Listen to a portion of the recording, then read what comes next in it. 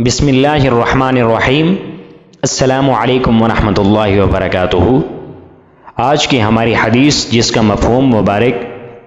حضرت ابو ہریرہ رضی اللہ عنہ کہتے ہیں کہ رسول اللہ صلی اللہ علیہ وسلم نے فرمایا، بیوہ عورت اور مسکین کی خبر گیری کرنے والا اس شخص کی مانند ہے جو اللہ کی راہ میں سعی کرے، یعنی وہ شخص بیوہ عورت اور مسکین کی دیکھ بھال اور خبر گیری کرتا ہے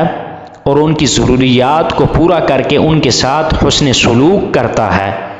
تو اس ثواب کے برابر ہے جو اللہ کی راہ میں جہاد اور حج کرنے والے کو ملتا ہے۔ اور میرا گمان ہے کہ انہوں نے یہ بھی بیان کیا کہ بیوہ عورت اور مسکین کی خبر گیری کرنے والا اس شخص کی مانند ہے جو نماز و عبادت کے شب بیداری کرتا ہے اور اپنی شب بیداری میں نہ کوئی سستی کرتا ہے اور نہ کسی فطور و نقصان کو گوارا کرتا ہے، اور اس شخص کی مانند ہے جو دن کو کبھی افطار کہ جس کو صائم الدہر کہا جاتا ہے۔ یہ تھی بیوہ اور مسکین کی خدمت کا ثواب۔ اللہ تبارک و تعالی سے دعا ہے کہ اللہ ہمیں اس حدیث پر عمل کرنے کی توفیق عطا فرمائے۔